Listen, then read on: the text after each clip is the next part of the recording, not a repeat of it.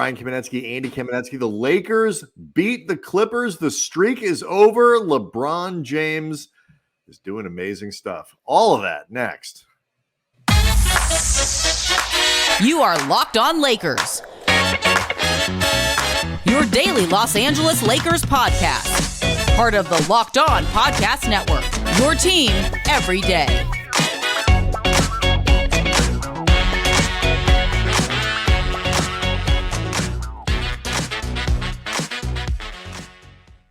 Thanks to everybody for making Locked On Lakers your first listen of every day, Monday through Friday, no matter how or where you get your podcasts. It's always free. It's never going to be behind a paywall. Locked On Lakers on YouTube is where over 21,000 subscribers are stoked out of their gourd after watching what was an amazingly entertaining game on Wednesday night. 130 to 125. The Lakers beat the Clippers in overtime. The streak is over. For the first time since the bubble, the Lakers have beaten the Clippers, Andy. And I mean, so much to talk about here with LeBron James doing incredible stuff in year 21, and stars for both teams doing amazing stuff, and Austin Reaves seeming to rebound, and Christian Wood. Christian Wood. But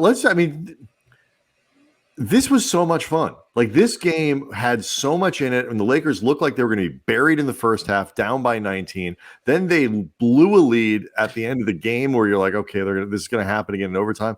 And then they took it home. Like, this was just incredible entertainment 5 games into the season.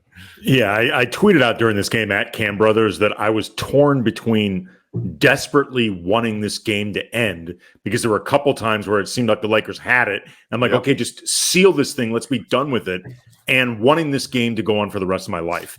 Because if I had no emotional stakes in this game, and I guess independently wealthy enough that I could never leave my house or earn any more income and just sit in front of a television set, I would watch this game quite literally for the rest of my life. It had everything you would want in it. Like you mentioned, the stars on both sides played extremely well. You had different role players on both sides stepping up. You had the subplot with Austin Reaves. You had Cam Reddish getting a surprise start and having a lot. Well, I know I want to talk about defense in general in this game. Cam Reddish having a lot of really impressive defensive moments in this game. You had the overtime. You had the storyline of the Lakers having not beaten the Clippers since like the bicentennial. And then I believe it was the Coolidge administration, and it was the last time they had. Right. And then I just want to remind folks that the Clippers are winless in the James Harden era, because this was the first game that James Harden was officially a member of the team. He was, hanging out in the locker room during the Orlando game, finding out where the big clubs are and whatnot. But you know what? He was not officially a member of the sweats, team. I believe, is what he was doing. Yeah, not officially a member of the team. So far, Clippers ain't won a thing with James Harden. I was all prepared to apologize to everybody, because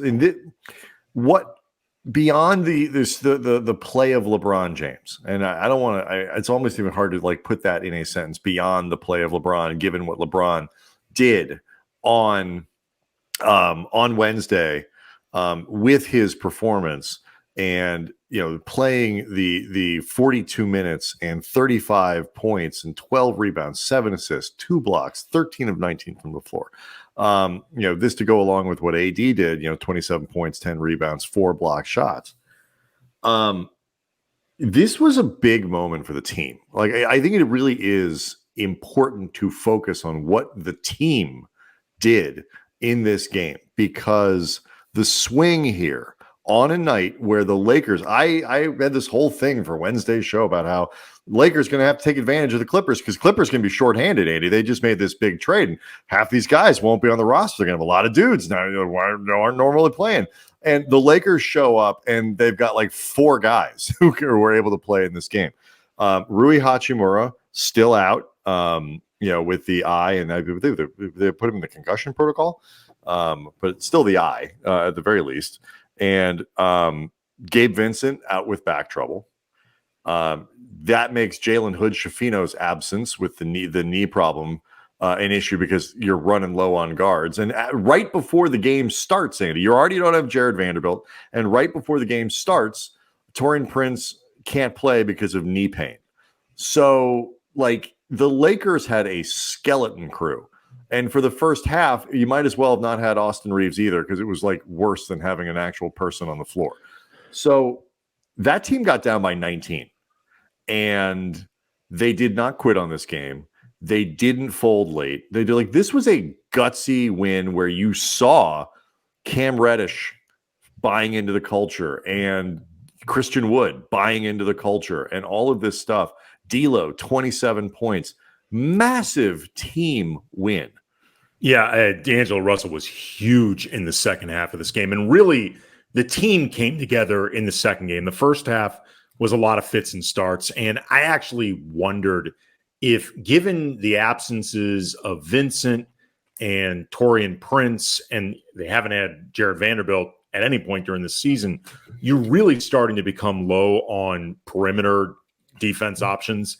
You know, like Austin Reaves and D'Angelo Russell are arguably the two weakest, defensive presences on this team along the perimeter. You can make, I don't want to get into a debate over it. I'm saying you can make. Right. And it's like, too, like Reaves is a very good team defender, but it helps him to be paired with exactly Schroeder as opposed to D'Angelo Russell. Right. Exactly. I mean, again, I don't want to get into the rankings of it or whatever. I'm saying you can make a credible argument. Sure.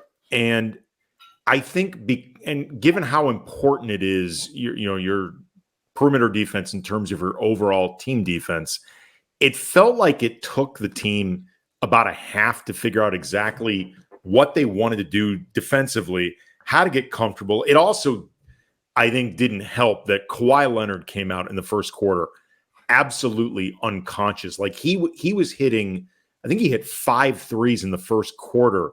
Mm-hmm. They were all contested, like well-defended plays. Like, right, they were hitting him anyway. Right. This is not a question of Kawhi inexplicably being left open. He was hitting it over pretty much everybody who tried to stop him. And D'Angelo talked after the game about how it took them a while to feel like they just sort of got out of the mud. He described the first half and really the first quarter of the game as weird.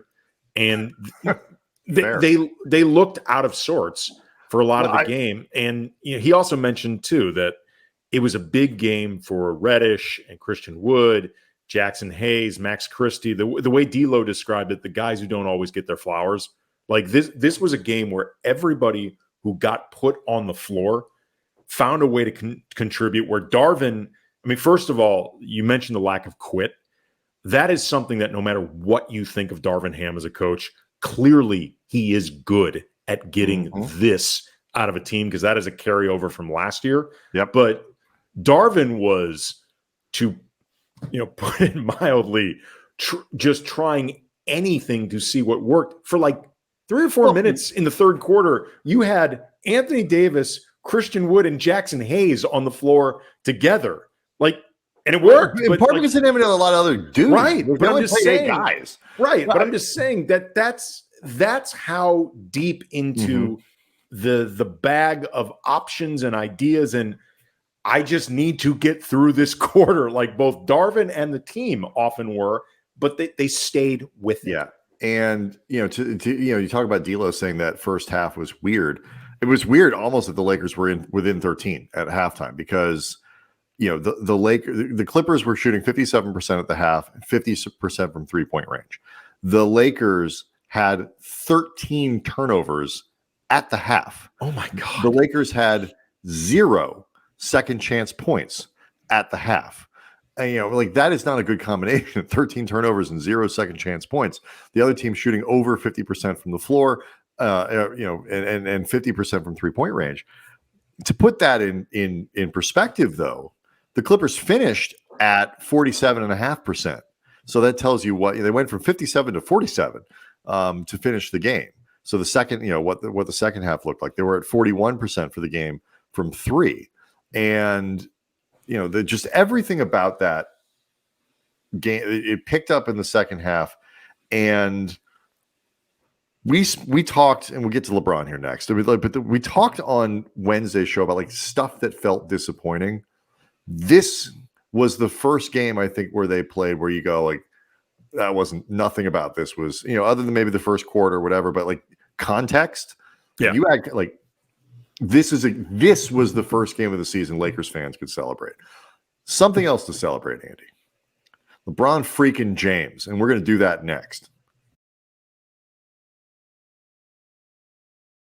Lakers brought to you by Prize Picks, the largest independently owned daily fantasy sports platform in North America. And instead of battling thousands of other players, including pros and sharks, you just pick more than or less than on 2 to 6 players, their stats projections, and you can watch the winnings roll in. Prize Picks is the most fun you can have, winning up to 25 times your money this football season. There's an enormous selection of players and stats to choose from, and Prize Picks offers weekly promotions with big payouts like Taco Tuesday. Every Tuesday, channel your inner LeBron. Enjoy some tacos as Prize Picks discounts select player projections up to 25% to provide even more value. And with the Prize Picks reboot policy, your entries stay in play even if one of your players gets injured for NFL games, college football top 25 matchups. If you have a player who exits the game in the first half, doesn't return in the second half, that player is rebooted. Prize Picks is the only daily fantasy sports platform with injury insurance. So go to prizepicks.com/LockedOnNBA.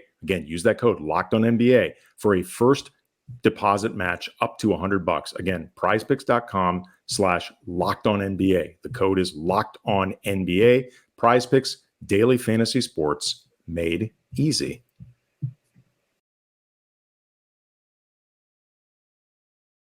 So we mentioned LeBron's numbers there, and I do want to let people know that today's episode is also brought to you by FanDuel. Make every moment more.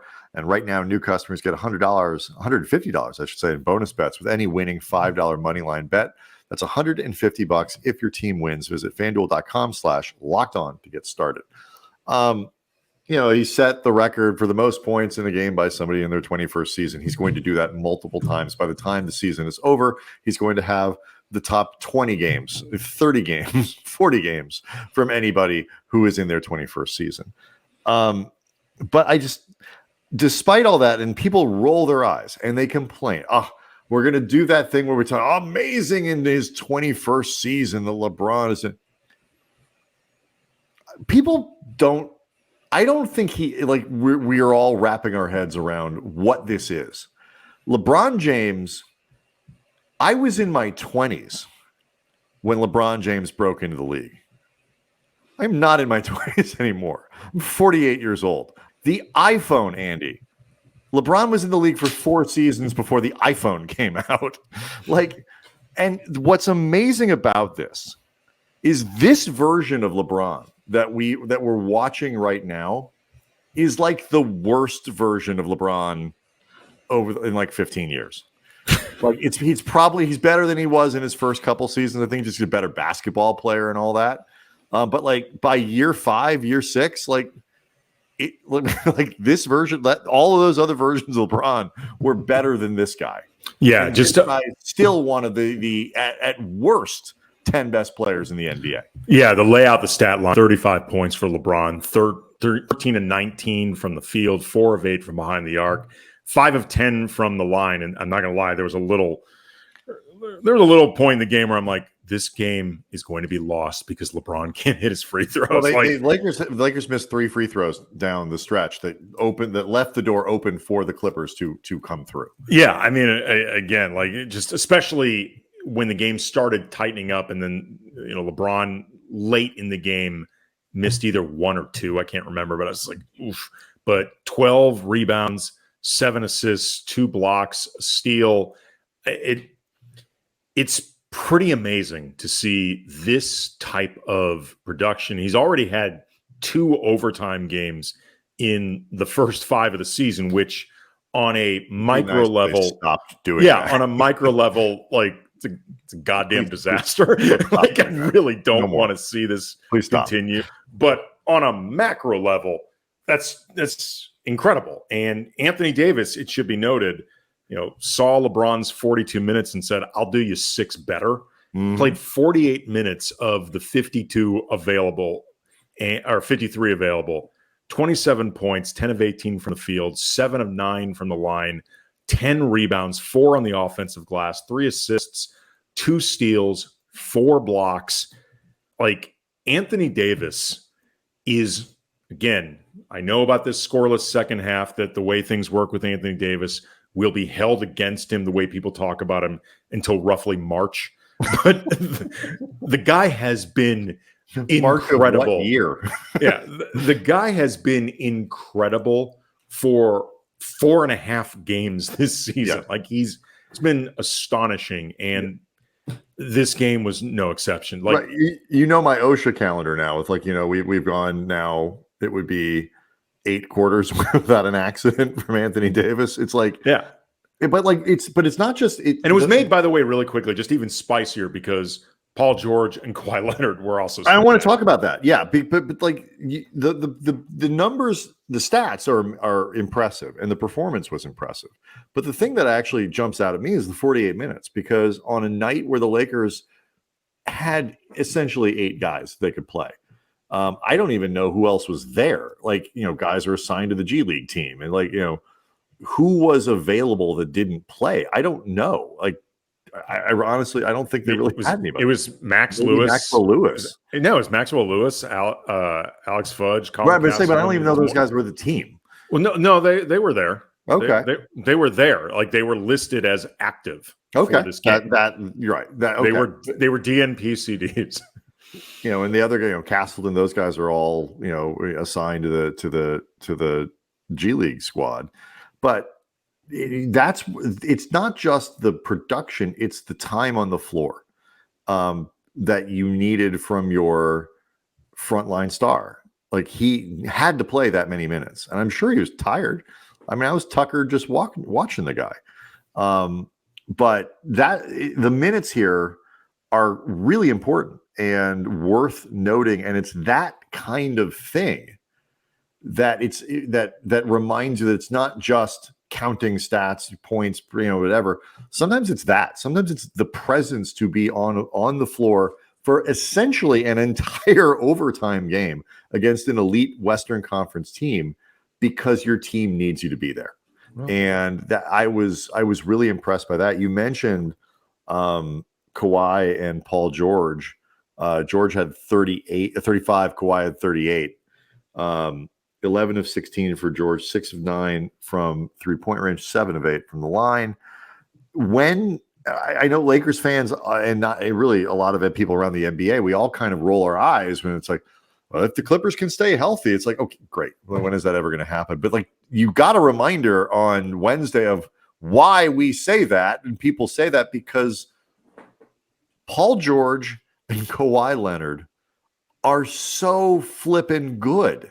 Like, those guys are still incredibly good players. I don't believe they're going to be healthy all season long, because that's the track record. But if they are, this is why the Clippers are still contenders. This is why the Western Conference is so brutal. This is why this could be, just an amazing matchup all season long, particularly if Russ can play more games like this against the Lakers, and Lord knows he wants to.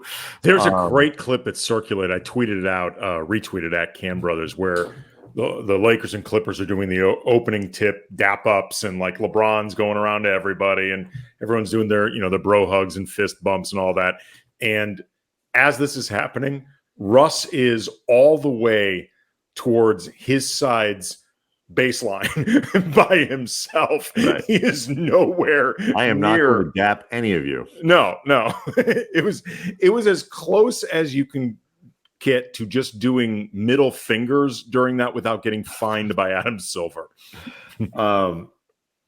It was the level of competition in this game, and the level of star performance, and the level of excellence on the floor in this game was something that, as a fan, we always like to look for the negative stuff. We like to tear guys down. It's like, step back and like find a replay of this game and just watch in amazement at what we saw on when. This is why people like sports. This is why people watch the NBA, where games like this We need to talk about Austin Reaves. We really need to talk about Christian Wood, and we should try to sneak in some Cam Reddish in here, as well. And whatever we don't get to, we'll get to on Friday. But lots more to do, and we'll get to it next. Locked On Lakers is brought to you by FanDuel, and you can celebrate and relish this NFL season with incredible offers from FanDuel, America's #1 sportsbook. Right now, new customers get $150 in bonus bets with any winning $5 moneyline bet. $5, that's it. And if your team wins, that is $150 in bonus bets. And you can use those bonus bets on spreads, on player props, over-unders, futures, all sorts of different options. The app is really easy to use. FanDuel makes it super fun. And obviously, there's going to be NBA props you can bet on. As of this recording, the Lakers over-under is currently at 45.5. LeBron, a 50-1 bet to win MVP, although a night like tonight might bump it up. AD, 31-1. Again, night like tonight might bump it up. He's also 9-1 to win Defensive Player of the Year. Stop me if you've heard this before. Tonight might bump that up. Jalen Hood-Schifino, 151 for Rookie of the Year. That should get bumped down. Well, no, it's neutral. It doesn't really affect it one way or the other. People should really not be putting money on that. No, I wouldn't either. He's got to be active at least. Yeah. Visit FanDuel.com/lockedon and enjoy this NFL season with an offer you don't want to miss. FanDuel, an official partner of the NFL. Let's do Reaves last, because I feel like obviously a huge part of this game, and Reaves was he gets back to being the handsome 2K version of Reaves as opposed to the other one, the one that looks like Vlade Divac. Not that he's an ugly man, but he doesn't really look like Austin Reaves. I think maybe the first half was finally rock bottom. He was awful in unplayable in any situation other than one where you don't have other players. But managed to, or if Ty Lue got a vote, right? Exactly. Managed to turn things around in a big way in the second half, and for the first time this year, looked like Austin Reaves. So maybe we'll if we have time tonight, we'll do that. But obviously, we can get more to that for Friday's show.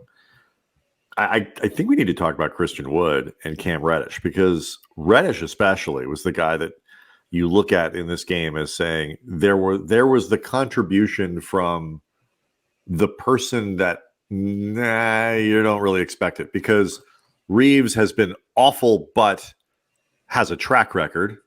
Wood has been pretty good, so you expect him to play well at this point, but Reddish hasn't looked all that good and was not just pressed into important minutes, Andy, or a couple extra here. Played 37 minutes in this game, and found ways to contribute. And I realized, Paul George went nuclear and Kawhi went nuclear, but it certainly wasn't because Reddish wasn't giving it an effort.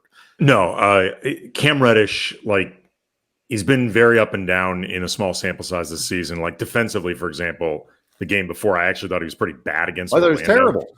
But this game, he made some really good things happen. He had an unfortunate foul on Paul George on a three that basically sent the game to overtime. And it was a pretty tight foul. I saw angles where it looked like he might have gotten him a little bit, but it wasn't like one of these. It was the three-point attempt with, I think, 18 seconds left in the game. And it wasn't one of those egregious, you run through a guy taking a three. And to be fair to Reddish, a three was the worst thing that could have happened in this game. It wasn't like he fouled him on a two where you're like, dude, what are you doing? You're still up one if he makes this. Right. That being said, though, he had some great sequences on both Kawhi and Paul George, and that is a difficult night. You're alternating back and forth between guarding Kawhi, guarding Paul George. He forced George into a turnover that led to a score in the first quarter. Big late block. He had a big block. There was one point where he stripped Paul George when he was trying to cross him over. It led to D'Lo getting basically a goaltending bucket.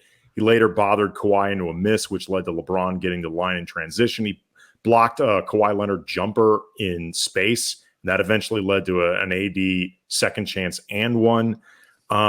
It's funny.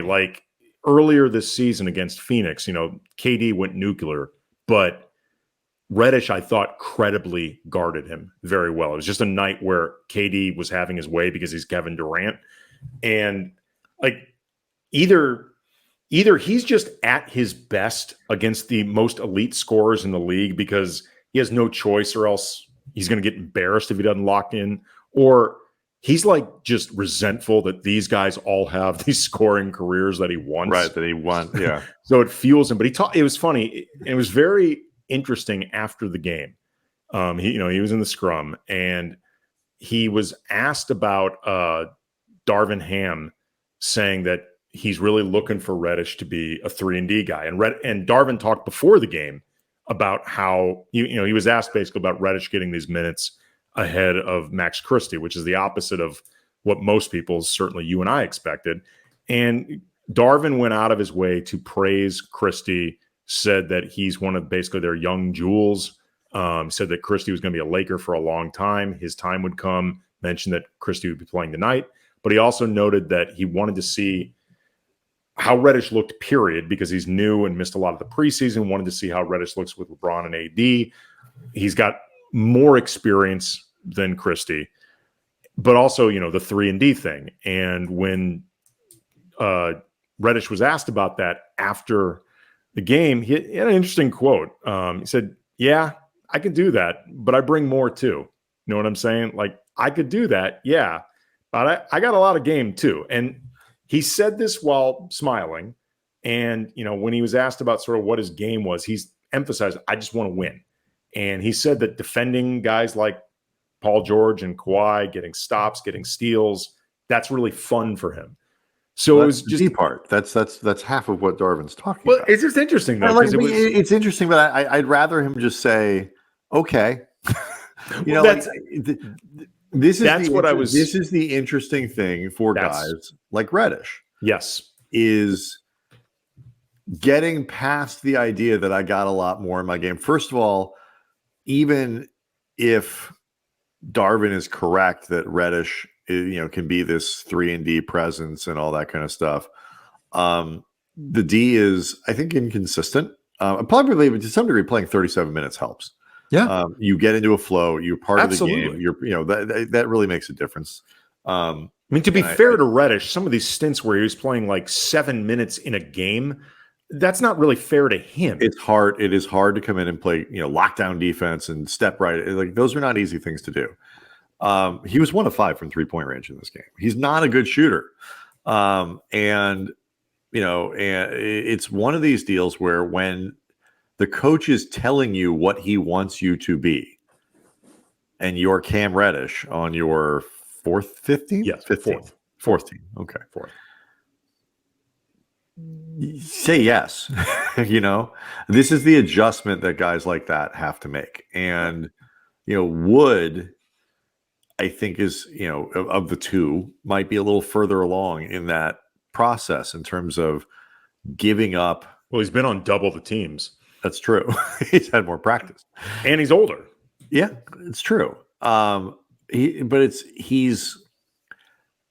His high point game this year, I'm going back to look at it, is 11. This is a guy who, he's playing real minutes, 29, 27. He has not played a game yet where AD doesn't, because obviously AD has been in every game. But he's not gone out and put up 17 shots and 26 points and nothing like that. But he's played very well, made a really big impact, and on Wednesday with 11 rebounds for a team that struggles on that side. Had a big block shot.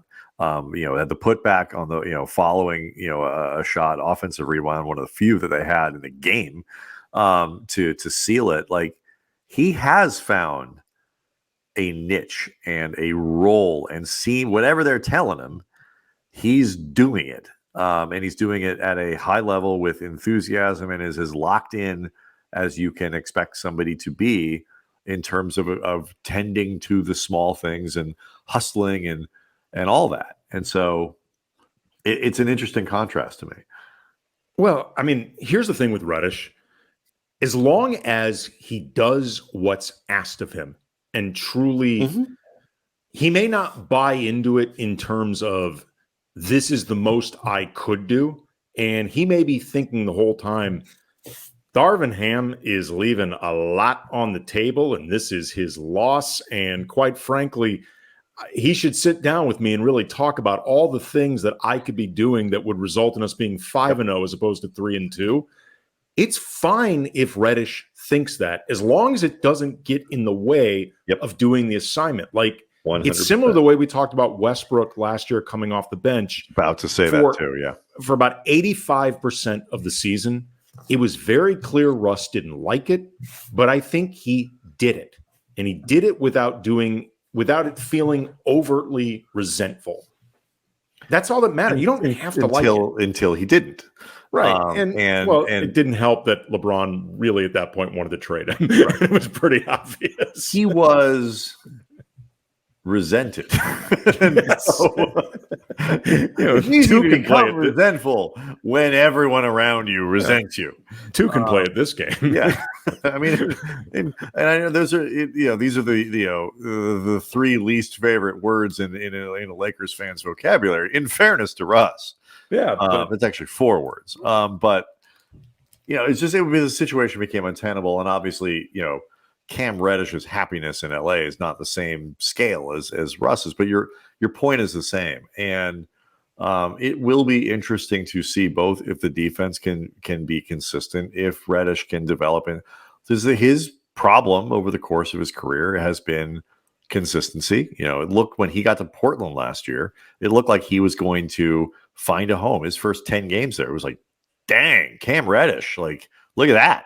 And then they benched him. And it wasn't because they were like, he was too good. It just, he hasn't been able to put it together. New York was all excited, and have him, and Atlanta gave him many opportunities. It just hasn't clicked consistently. But the Lakers don't need him to do all that stuff. They just need him to play a role, and maybe he can. I really want to see what it looks like when everybody comes back, because so many guys were gone in this game on Wednesday. In some ways, it's sort of hard to take things from it, but in other ways, I think it is enormously takeawayable because of the attitude and the effort and the symbolism of this. I mean, I loved this game. Oh my God, I love this game. It was awesome. It was awesome. Again, torn between wanting it to end because I wanted to end with the Lakers win and wanted to jump all over the opportunities, and wanted this game to remain on some type of time loop that becomes like the soundtrack for the rest of my life. It was fun. Quick reminder that today's game is brought to you by FanDuel. Make every moment more. Right now, new customers get $150 in bonus bets with any winning $5 moneyline bet. That's $150 if your team wins. Visit FanDuel.com/lockedon to get started. Lakers head out on the road. Next game is on Saturday in Orlando. So that's it. Season series done with the Magic. 6 games in. The NBA schedule is a weird thing. So we'll be back with Friday's show, get you ready for the weekend and this road trip. So much fun. So still so much to talk about off this game, and we'll see everybody tomorrow.